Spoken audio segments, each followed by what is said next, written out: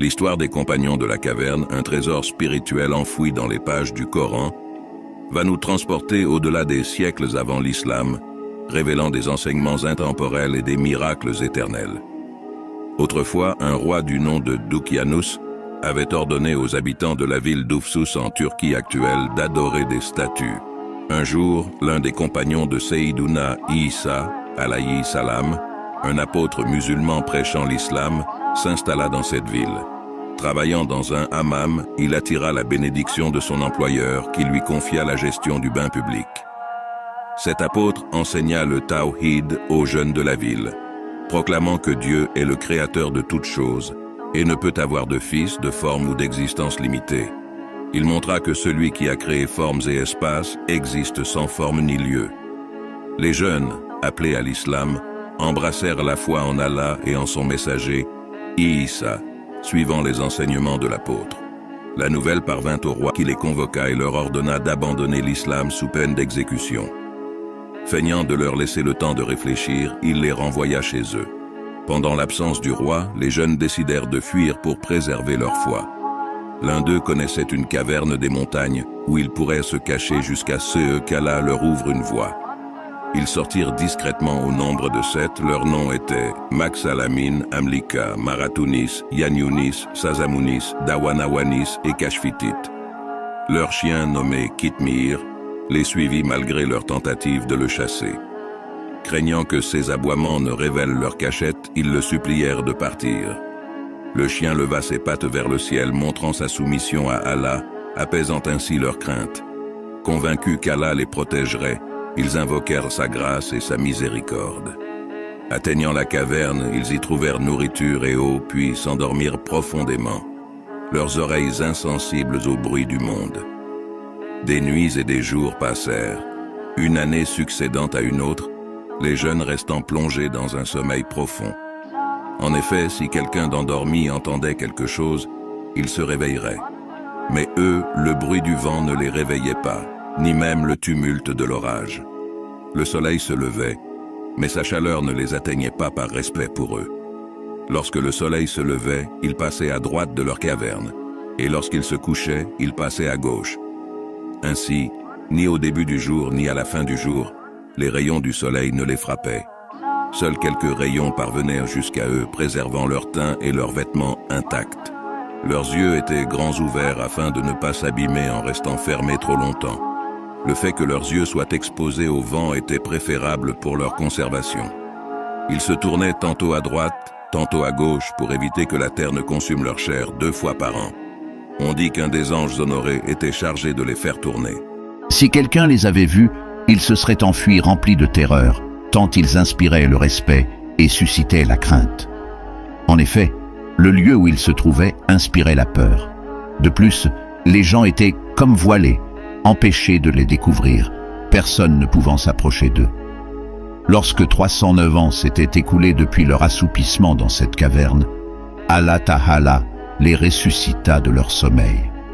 Ne pouvant supporter la faim, ils s'interrogèrent entre eux. « Combien de temps sommes-nous restés ?» Certains d'entre eux dirent « Nous sommes restés un jour ou une partie d'une journée. » Et l'un d'entre eux dit « Nous nous sommes endormis le matin, et voici le soleil qui se rapproche du coucher. » Un quatrième a dit « Allah sait mieux que nous combien de temps nous sommes restés. Envoyons seulement l'un d'entre nous, nous lui donnerons de notre argent pour qu'il nous ramène de la nourriture, mais qu'il soit méfiant et qu'il fasse preuve d'intelligence pour que personne ne le reconnaisse.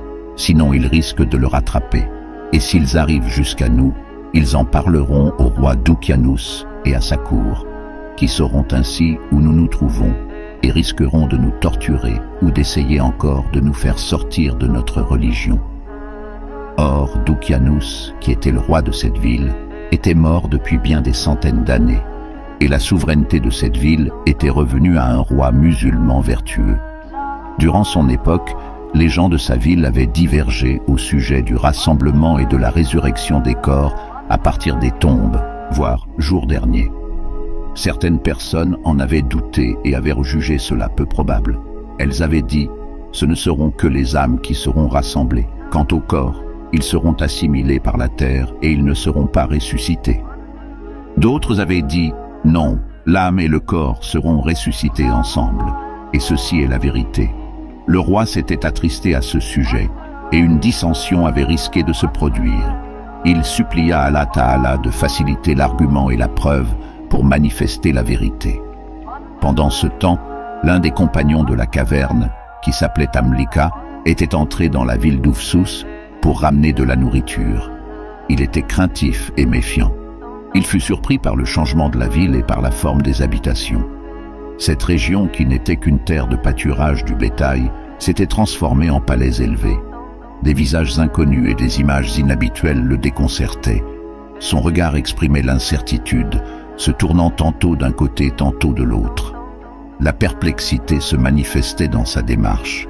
Quelqu'un finit par se retourner vers lui et lui adressant la parole, lui dit « Es-tu étranger à cette ville, que cherches-tu » Il répondit « Je ne suis pas étranger, seulement je cherche à acheter de la nourriture, mais je ne retrouve pas l'endroit où l'on en vendait, l'endroit auquel j'étais habitué et que je connaissais. » Cet homme le prit par la main jusqu'à le ramener chez un marchand d'alimentation. Il sortit 6 pièces d'argent qu'il donna au commerçant, mais celui-ci fut surpris par ces pièces, car elles portaient la marque du roi Doukianous, mort depuis 300 ans ou plus. Il pensa que c'était un homme qui avait découvert un trésor et qu'il y avait avec lui beaucoup d'argent et de pièces. Les gens se rassemblèrent autour de lui et on l'amena jusqu'au roi vertueux. Les nouvelles précédèrent l'arrivée de Amlika jusqu'au roi vertueux, qui attendait impatiemment de voir cette personne dont il avait entendu parler par ses ancêtres.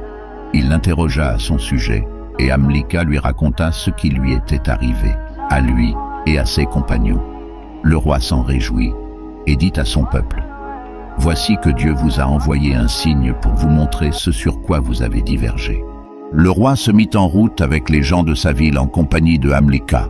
Lorsqu'ils se rapprochèrent de la caverne, il leur dit « Moi, je rentre pour qu'ils n'aient pas peur. » Il entra et leur apprit ce qui lui était arrivé en les tranquillisant sur le fait que Doukianous était mort et que le roi actuel était un musulman vertueux.